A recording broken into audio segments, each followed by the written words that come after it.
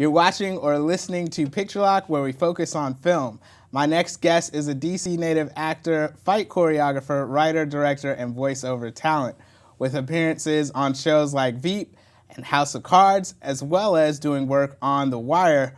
Morris Small, welcome to the show. Thank you, Kevin. Thank you for having me. Yeah, my pleasure. Thank you. All right, so I always like to start at the beginning. When did you first fall in love with film? When I was a kid. When I was a kid, it was elementary school. We did a lot of entertainment. I was never really afraid to entertain in front of anybody, as long as I knew my routine, knew it was ahead of me. We did a little breakdance contest. We had some theater. We had a dedication to an individual that got hurt when I was in elementary school, and it kind of just picked up from there, literally. I just loved that. I always wanted to move to California, get in that weather, get out in that film, be one of those childhood actors. But you got the parents, they kind of advise you it's a poor man's craft. It's not really going to go nowhere. You got to watch people. You can't trust anybody. So all my love, I just like entertaining people. I really just love entertaining. Okay. So I guess you grew up just kind of like watching films and things like that. I used to go see films. I think I went to go see Ghostbusters, National Lampoon's European Vacation. I went to see the movie and went back, caught the bus to go back and watch them again. Snuck in the movie theater. I watched stuff. It was crazy. I watched stuff over and over and over. So you grew up in the DMV, right? Yes. Okay. So as an actor in this area, do you think that this is a viable profession? Because a lot of times people think you got to go to LA, you got to go to New York. Yes and no. No, because they don't really look at the area as it's political. It's evolving. You have a lot of people from the West Coast of New York moving to this area. I would say yes, because you have the Kennedy Center. You've had successful shows like The Wire, Pat Moran casting, Kimberly Skirm casting, Carolyn Davis casting in Virginia. I mean, that avenue right there, that definitely opens up. And then the stars that we've had from this area themselves, I mean, that definitely opened up some eyes. Yeah, definitely. What would you say some of your, what have been some of the learning experiences in working on shows like Veep and House of Cards? Because, these are shows that have gone on to do have great success in this area. But specifically for you as a working actor, what do those shows mean to you? It showed me professionalism, showed me pretty much a higher budget. Everything is based on a higher budget with them. The stars, you kind of get used to them, the crew, how the crew engaged and how everybody has a rapport, the directors running back and forth. A scene may appear, and then they just take it out just like that. That's happened to me when I was on House of Cards. I played Secret Service role, and we was at the University of Maryland, and the director just coming in, I film this, now take that out, now film that. I didn't mind, but I'm pretty sure Julie Dreyfus didn't like the whole thing. So it was definitely.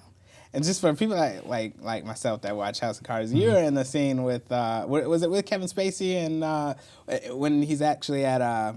he was in a ballroom. The barbecue? Okay. Okay. There was a ballroom, and the Veep one, that was brief for the House of Cards, but the Veep one was the one that was pretty much seen in, because we was there for like 3 days. Okay. At the University of Maryland filming. Wow. Yeah. So what did the typical schedule kind of look like in terms of? Well, I'm a federal government employee, so I wasn't working. We got the furlough. The furlough. Okay. The furlough. So it could not have come at a better time. I worked for like 3 days. It was like 5 a.m. to probably 6 or 7 in the evening. Wow. Literally. Right. Yeah, it was real nice. It was real nice just to be working. It was really nice, because I was scary for a minute. I was like, we going back to work? All right, well, I'm going back to Veep. So I also get used to it. Nice. So you talked a little bit about Kimberly Skirm casting. Can you just talk about those casting agencies for maybe actors in the area that are looking to get their face out there? I haven't really dealt with Pat Moran too much. I've only dealt with the crew, and when the casting assistants called me, Carolyn Davis had maybe 1 or 2 auditions when I first started in acting. But Kimberly and her staff, and Katie, they're awesome. They are awesome. They're they make an actor feel comfortable and make it feel like we want you to do your best. We want you to get this job because we want to get more work referred to us. You know, so and the classes that they have now that Katie's doing, it's great. So why is that important to you that, you know, you feel, really what I think what you're talking about is just being believed in? Right. It makes you feel more comfortable as an actor. You don't get as nervous. You feel like the odds may be in your favor, even if you don't get a job. It was a guy that was there. He was from Philly, and he told me audition. I auditioned for V quite a few times, maybe like 7 or 8 times. This guy said he was in it probably like 45 times. Oh, wow. Then he went off to go to Philadelphia because they were doing Creed, and Kimberly knew, I think, Harry Casting in Philly, and they were talking to correspondence, so he got an audition for that. So Okay. they're very helpful. Okay.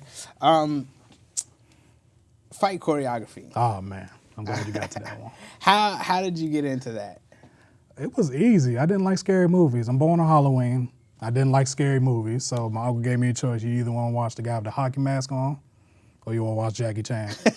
let's go watch Jackie Chan. So it really must started from there. Snake and Crane, Bruce Lee, a lot of the Hong Kong movies Super were awesome. Ninjas. Oh my goodness, yeah. Yeah. I watched everything. Shaw Brothers.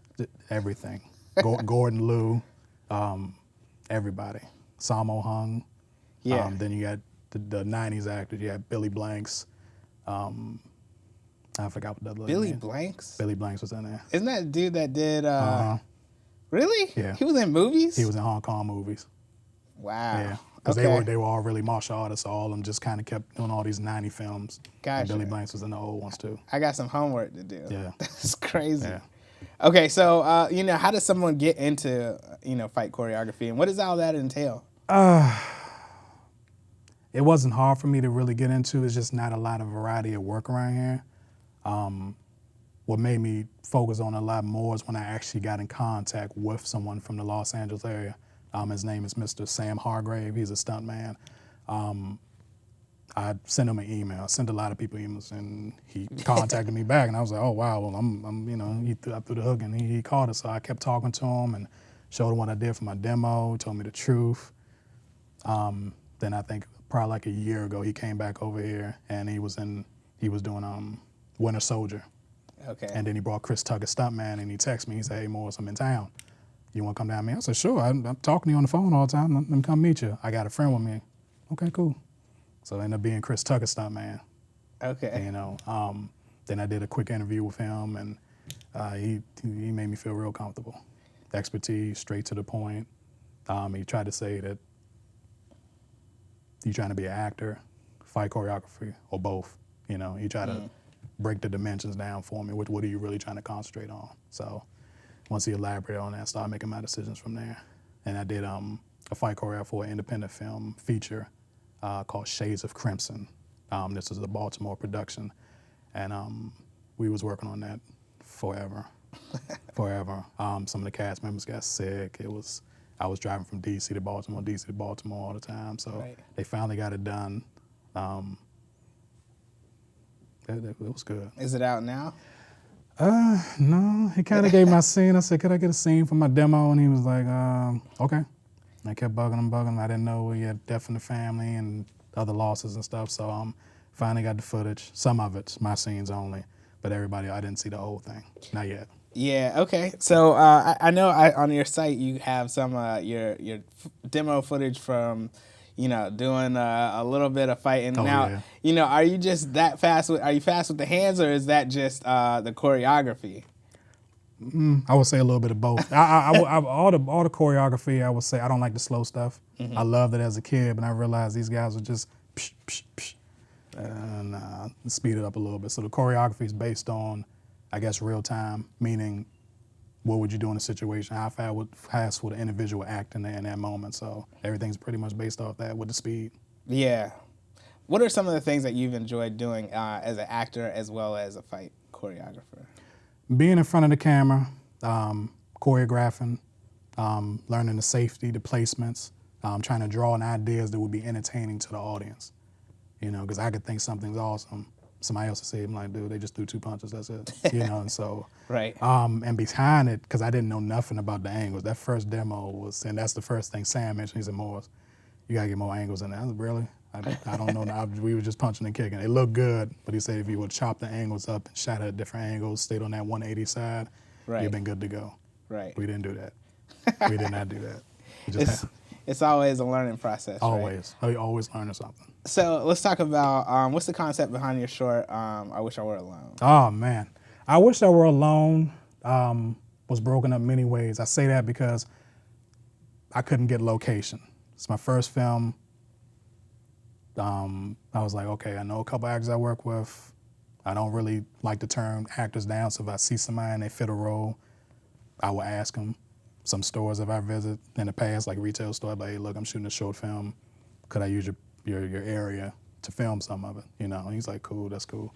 My character was Tyler Washington. I tried to make the story as dramatic as possible.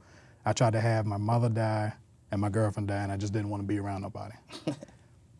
Girlfriend thing didn't work out too well. So I pretty much evolved everything around my mother being murdered.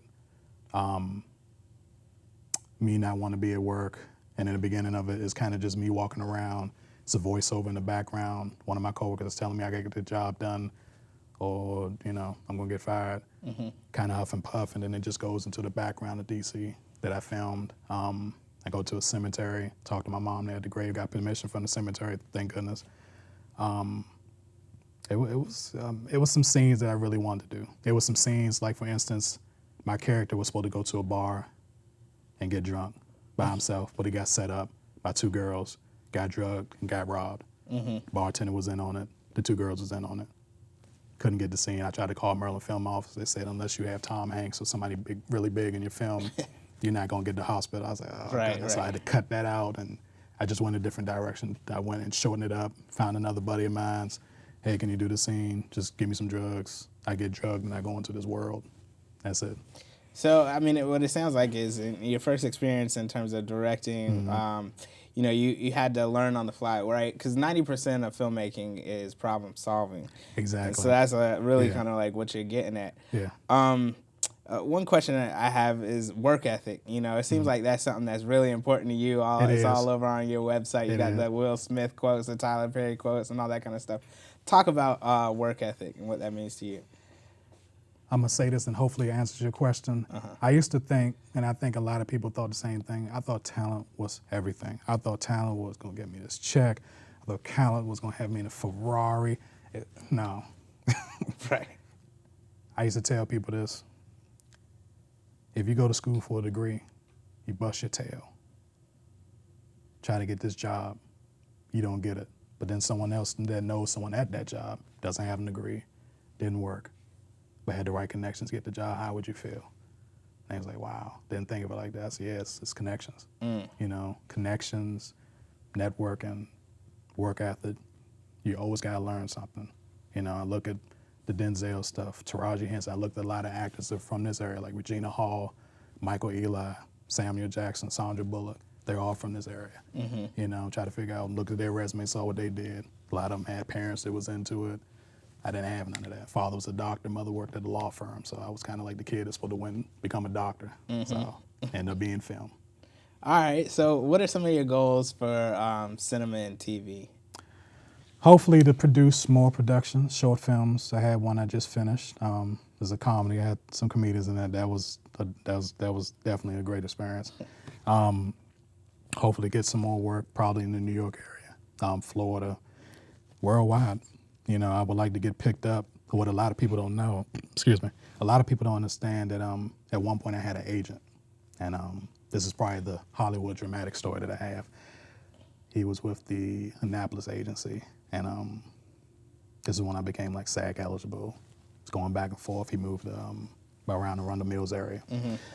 I go visit him because I say, hey man, I got eligible, this and that. Come up to the studio, this and that. I was okay. Did my headshots and everything. Supposed to get some voiceover demos done. I get to the studio, I see a homicide detective car. So I'm like, okay, maybe this is a film shoot. I'm like, okay, this is not, you know, I'm there. I'm like, all right, this is, you know, they got some production going on. So this guy comes out, looks me up and down. I'm like, hey, how you doing? I'm More Small, I'm a talent. Yeah, what are you here for? I'm here to see Mr. Shaw. So Mr. Shaw's been murdered. Really? Huh? You joking? No, it's been murdered. I was like, oh my goodness. I haven't had an agent since like 2006, ever since that happened. Wow. All the work, all that. That's why I've been pushing myself so hard, you know. Wow. Come to find out he was an awesome guy. He was doing other stuff. Yeah. He was I'm doing sorry to other hear stuff. that. Yeah. That's Yeah, seriously. tough. Yeah. Well, you just brought the show down, Mike. Well, geez. All right, Morris. Well, you know, before we get out of here, why don't you tell people where they can find you, follow you, all that good stuff? Not a big fan of the Facebook. Tumblr's been very helpful for me. You can find me on my website. It's www.morrismall.com. Once again, it's www.morrismall.com. I have all my information on there. I have information. You can look me up on Morris Small on imdb.com. All my information's right there. Feel free to get in contact with me anytime. All right, Morris. Well, thanks Thank you, again for Kevin. coming on. Thank you, Kevin. Thank you. Appreciate it.